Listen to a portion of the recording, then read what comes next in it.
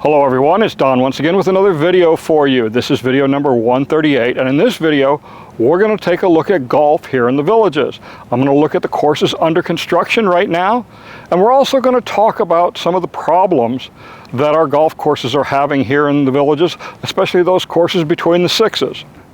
In this video, I also interview Mitch Leininger, who is in charge of maintenance of all the executive courses here in the Villages. We had a very interesting conversation, and I'm going to share most of that with you in this video. Mitch is certainly one of the experts here in the Villages on the maintenance of our golf courses.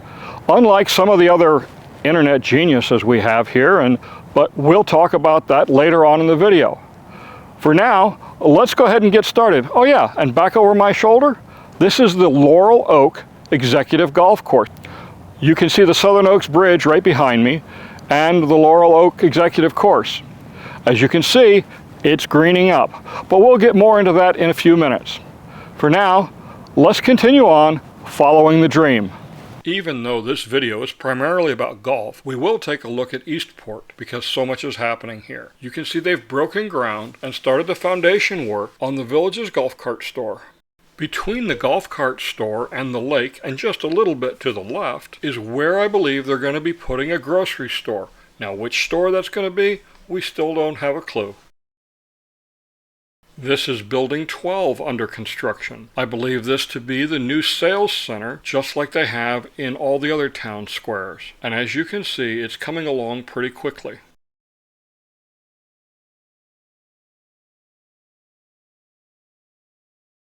Right behind Building 12 is the Olympia Recreation Center. The big open area here with the tall rebar for columns is where the indoor athletic area will be.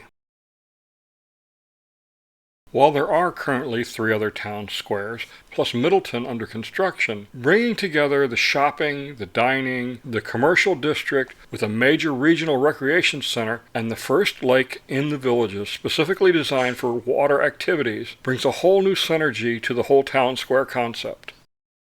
Here we can see, once again, somebody in a golf cart going into a construction zone, taking risks. Not the smartest move I've seen today. On Sunset Island, you can see they've already started to lay down the brick pavers for this particular area of the island. Interestingly, though, the other end of the island appears to have very little work done on it.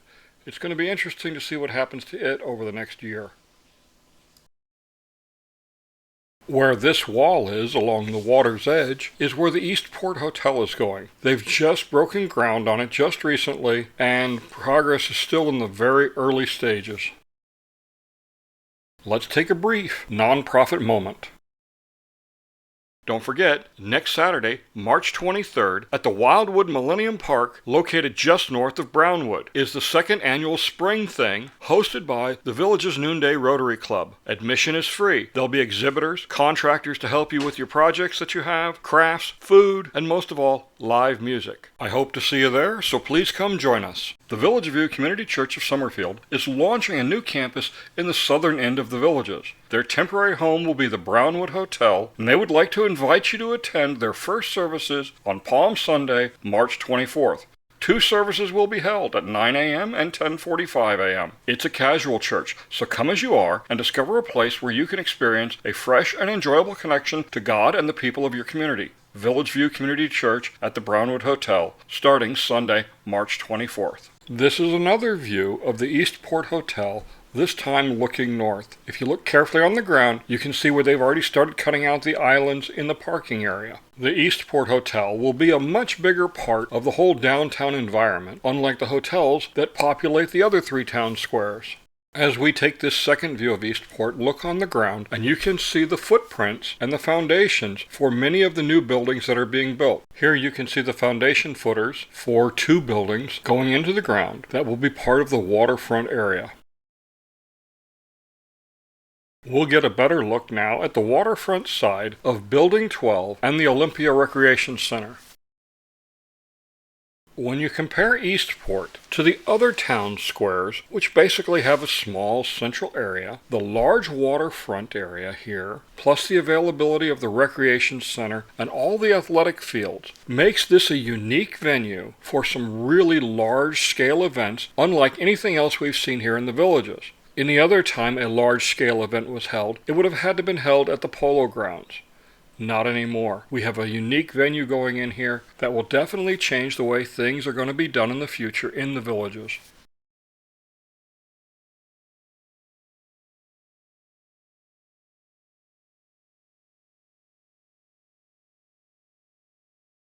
With lots of partying going along on a waterfront area, it's only a matter of time till somebody ends up getting wet. And then, does it become a new tradition here in the Villages to end up being in the lake?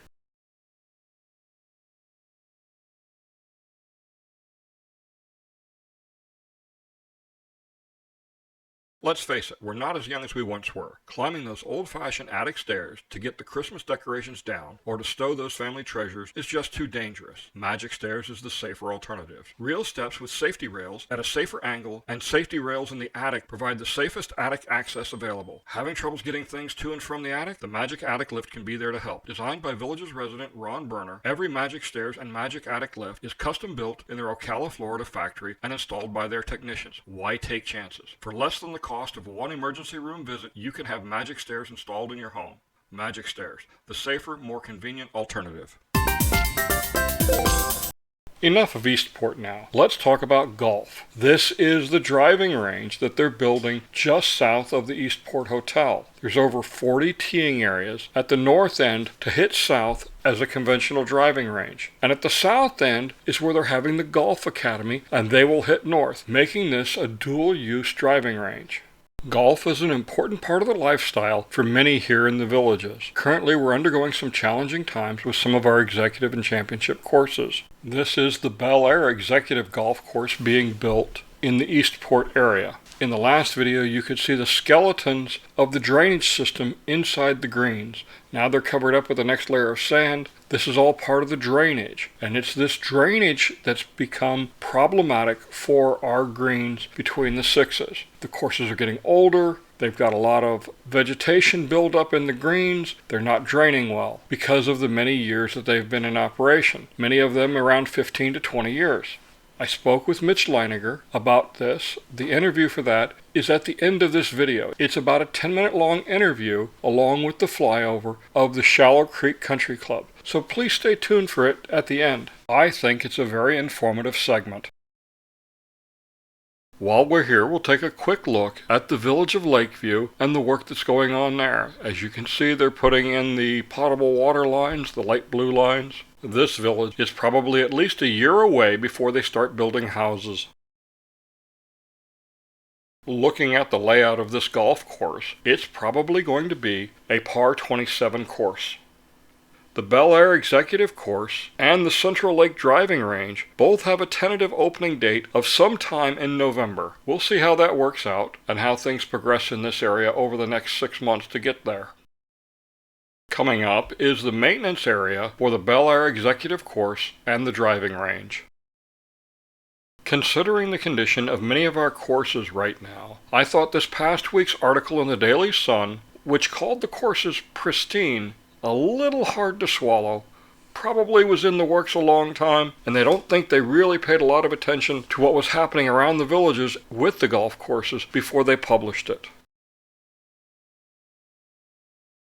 This is the Live Oak Pitch and Putt, which is just south of the village of Monarch Grove, along the edge of the Turnpike. It's an 18-hole pitch and putt. This is the fourth pitch and putt golf course to go in this area of the villages. As you can see, they're laying a lot of sod. This course is tentatively scheduled to open sometime in October of this year, which gives us a pretty good clue when McNeil Drive will probably open up and homes in the Well Point area will go on sale. As you'll see throughout this video, there's a lot of golf courses going in. So for all you internet warriors out there who keep saying, oh, they've stopped building courses, blah, blah, blah, get over it. You're wrong.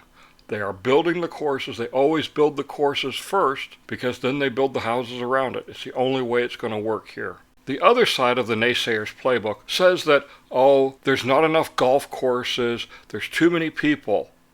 Well, I took some time and I went digging into some historical records, trying to figure out the number of people here and the number of golf courses, and I calculated the number of homes per hole, and I'm going to show you that information because it yields some interesting facts. In the graphs you're about to see, the data goes back all the way to 1968 when the Villages was first originated, but the first golf course wasn't built until 1985, so there's an initial flat spot. In this first graph, this is the number of homes per championship hole. As you can see, it goes up and down a bit as new golf courses open and new sections of the community are built. It fluctuates anywhere from 269.4 homes per hole down to 129.5, but it averages out to about 201 homes per hole for just the championship courses. Right now we're sitting at about 239 homes per hole, which is about 20% above the historical average.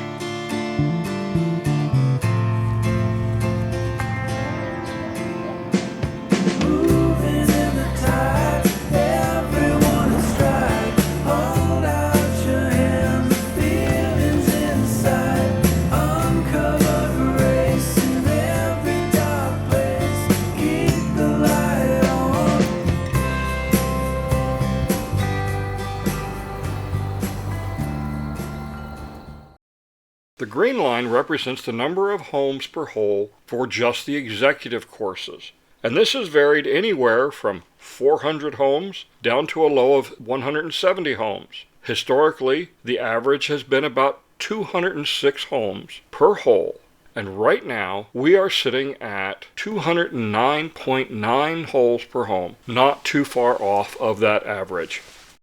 This is another look at the live oak pitch and putt coming up from the south. Of course, there has to be lots of water on the course and plenty of sand. If I want water and sand, I'm going to the beach. I don't feel like finding it on the golf course.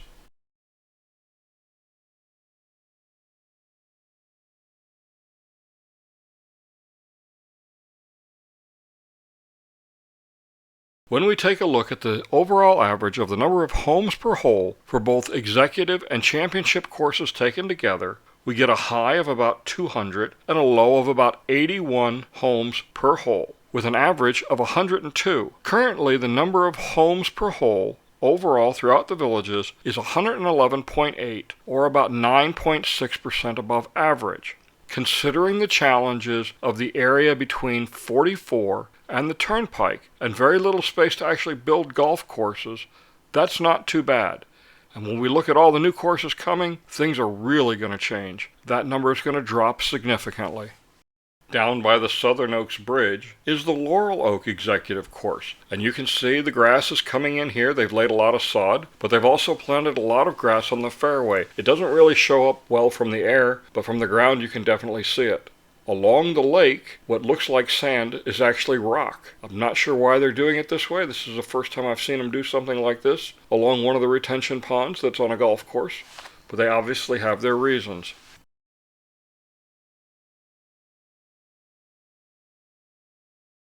So we looked at the data and we compared where we're at now with the historical average of the last 30 years for the number of homes per hole. And to be within 10%, that's pretty darn good. Now, for all you naysayers out there beating the drum about not enough golf courses, sorry, your song doesn't hold any water, just drop it. The Laurel Oak Executive Golf Course, as well as the Live Oak Pitch and Putt, are both tentatively scheduled to open sometime in October this year. A common problem people tend to have when scheduling their golf reservations is not being able to get the tee times that they're looking for. A big part of this is not understanding how the point system works for the online tee time system. Another common problem is limiting your reservation choices too much. If you're planning on playing between 8 and 9 at Red Fox and Gray Fox with a group of 12, and that's all you put in for your reservation, chances are slim you're going to get it. You need to open up the time frame and the number of courses you're willing to play with a larger group. A friend of mine, Jack Miller, prepared a document explaining the point system and how it affects making your reservations. You can download a copy of this from my website. Go to goldwingnut.com and click on the Downloads tab, and you'll find it right there for your use and benefit. The addition of another 45 holes of golf in this area during 2024 is going to make a significant difference in golf availability for residents in this area. Next up, we're going to head to the south to where Marsh Bend Trail and Bexley Trail meet, and they're building the Beautyberry and Honeysuckle executive courses. On the left side of the screen, you see Bexley Trail. This goes up to where the detour is onto County Road 470. Eventually, this will open up, and you'll get a better view of these golf courses under construction.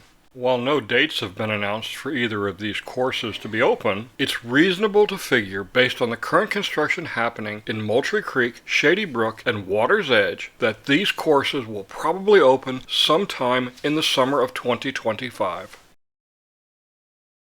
With the addition of these two courses to the other two that are under construction, that's 36 holes of executive golf, plus 3 championship courses, or 63 holes, plus an 18-hole pitch and putt. That's 117 holes of golf that's under construction right now, and there's more to come based on some careful examinations of some early drawings that I've seen published.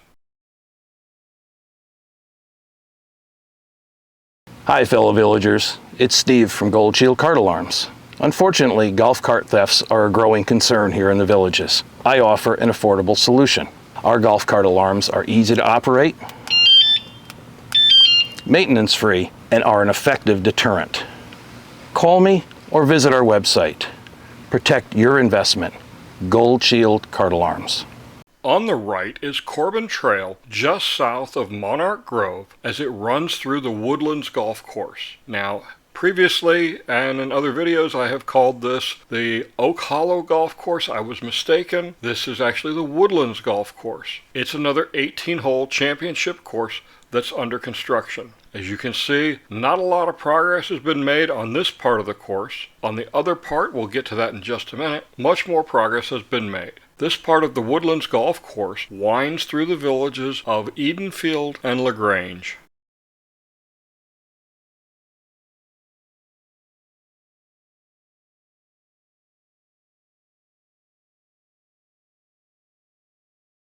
It can be hard to comprehend just how large this area is.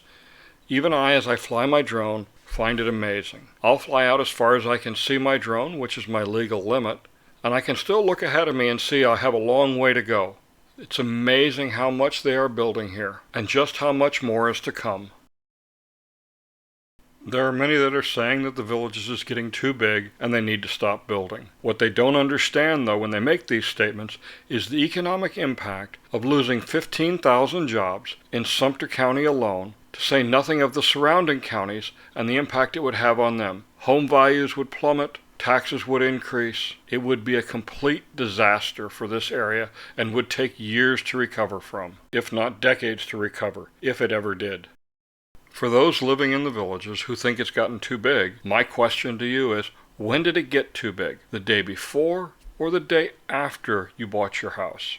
As far as the residents outside of the villages that think the villages should stop growing, there's a simple solution to that. Tell your neighbors don't sell their land and the villages can't grow anymore. But don't forget, when the villages stops growing, jobs will start to disappear. Here you can see the cart path, as well as the greens and the sand traps being roughed in this section of the Woodlands golf course. This is in the village of Oak Hollow, and a little farther to the south, the direction that we're heading right now, is also the village of LaGrange, and just beyond that is Eastport and the 1-kilometer lake. Although I've lived in the villages nearly 10 years now, and have been retired for the last 6, I haven't lost my focus on business and the way things work. Unfortunately, many people here in the bubble tend to forget how many things in the real world work, and become focused on their own needs. There's nothing wrong with being focused on your own needs, but don't lose sight that there are other people involved in the world.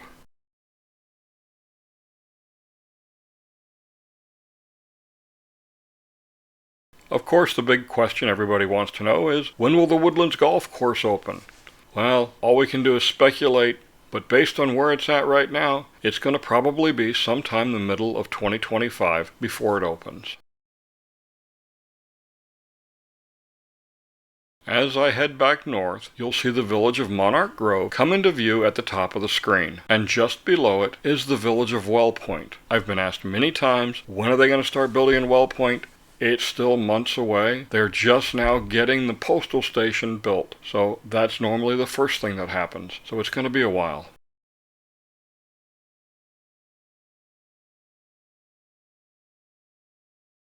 Just south of the Southern Oaks Bridge, they've started work on the Meadowview Championship Golf Course. There's been hundreds of dump trucks coming out of this area, pulling out tons of soil as they start to dig the new retention ponds and lakes that will be part of this golf course. It's impossible to say when this course is going to be ready based on current conditions, but 2027 doesn't sound too unreasonable.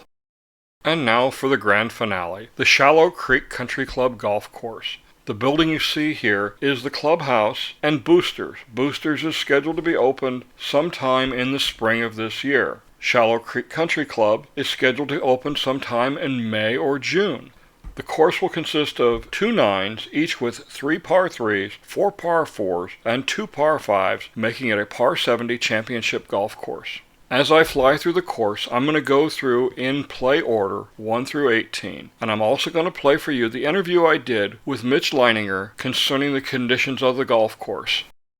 So now let's talk about some of the ongoing problems we have here in the villages. As most of you know, some of our greens are in not such good shape. So I decided it's time to talk with somebody who's an expert.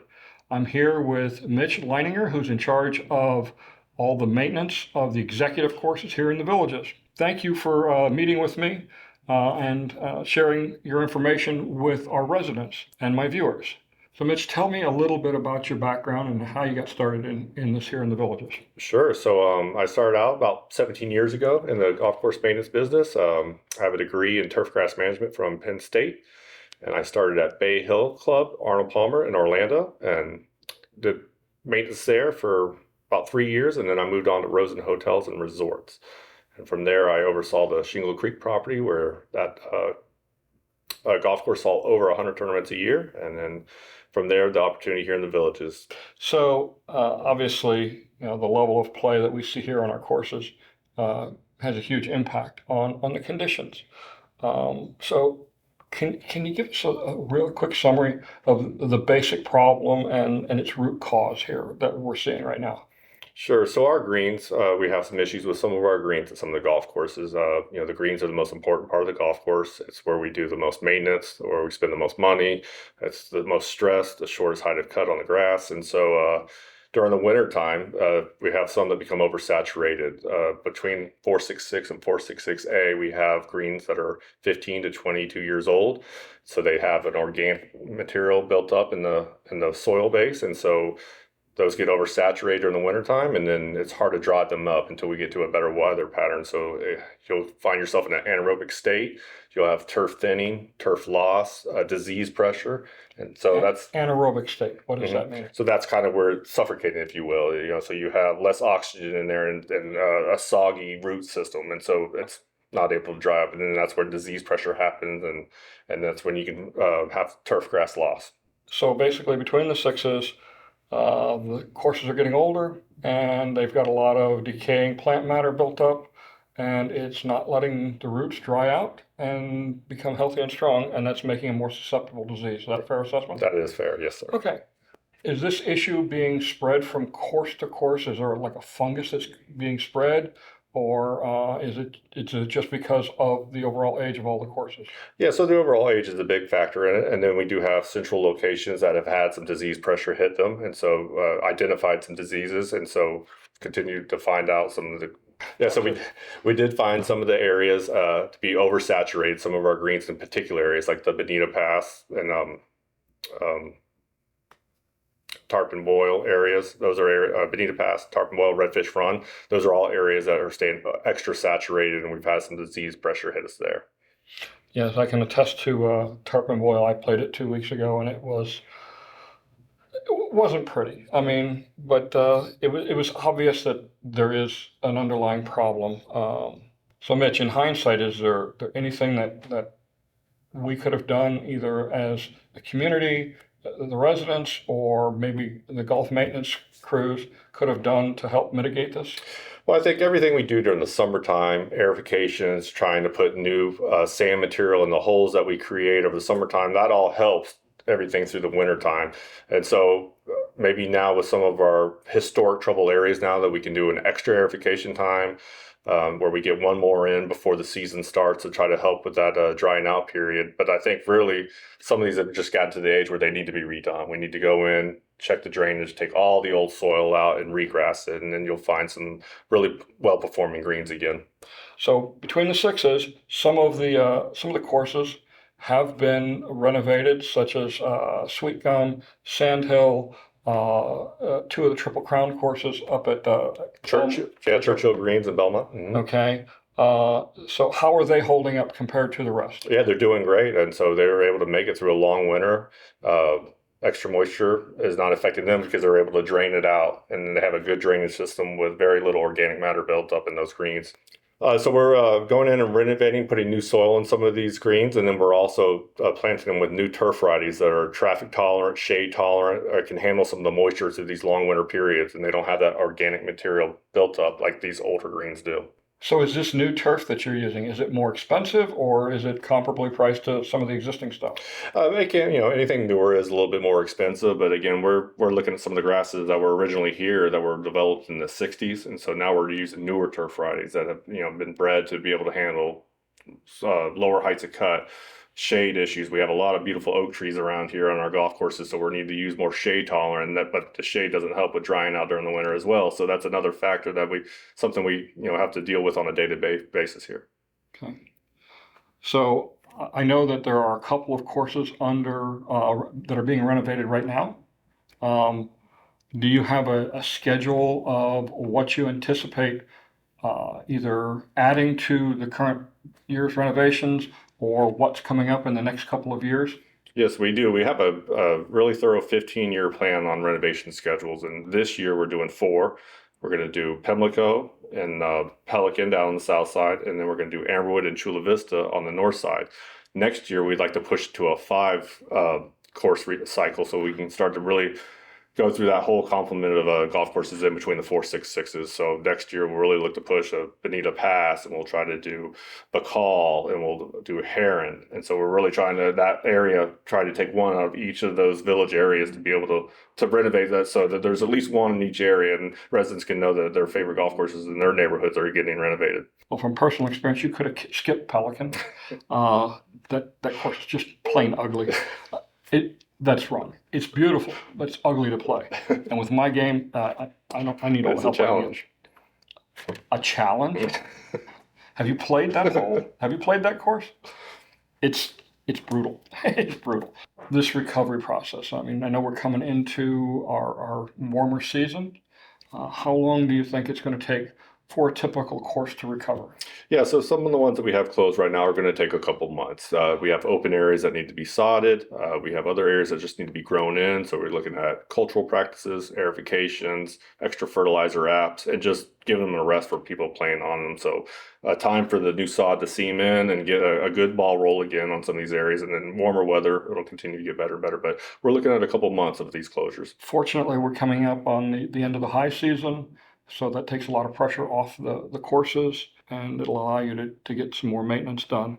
I know we have a lot of internet experts out there who question the maintenance ability and practices of the staff, but they got their education from Google. Obviously, you have a much better education, and I think it's easy to armchair quarterback things, I think. So, Mitch, I know that the championship courses have similar problems. Are you involved with them?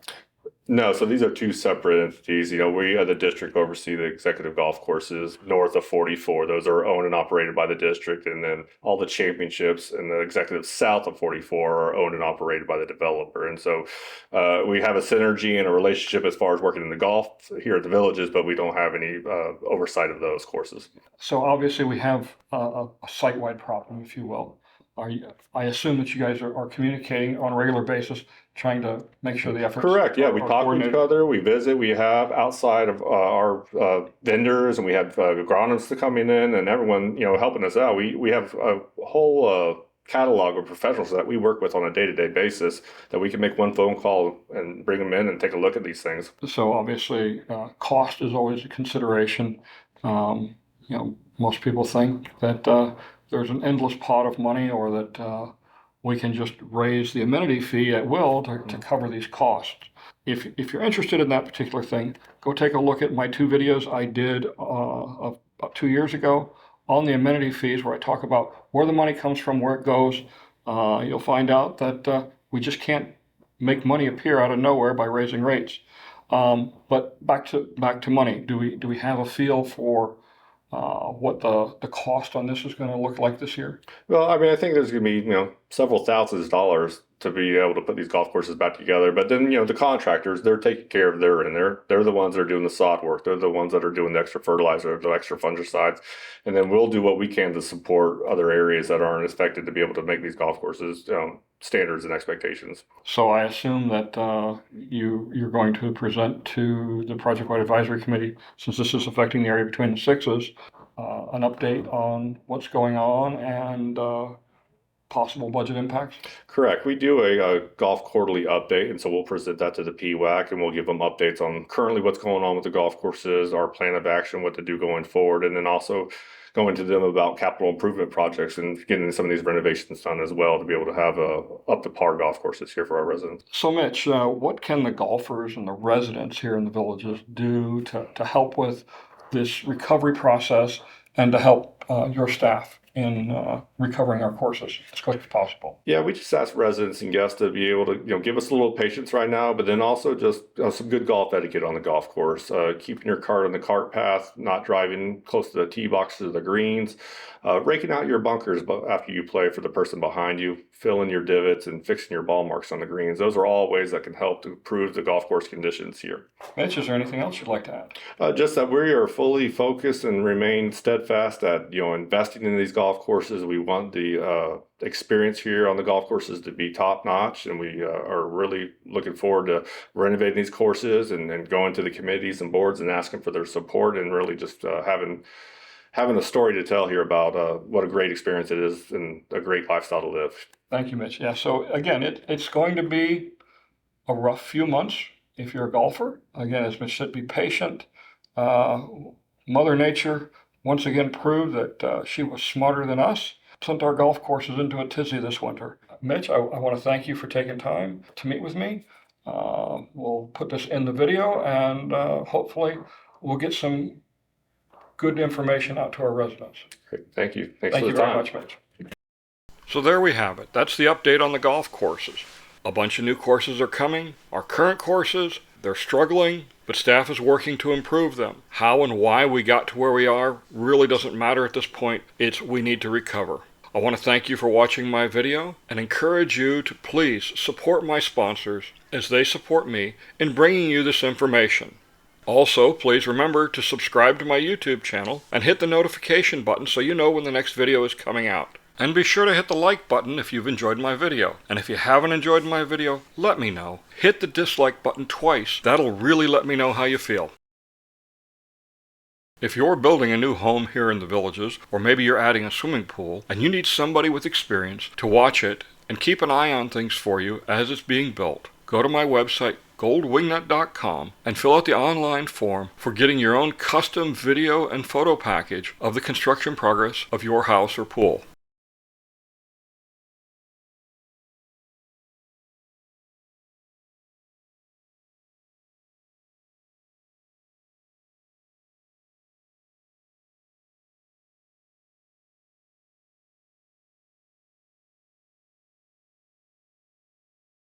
Until next time, I encourage you to stay focused on the positive things in life and enjoy it to the fullest. Don't bog yourself down in all the negativity that can exist in this world. Life is much too short. Enjoy it while you can. I'm Don Wiley. Have a good day.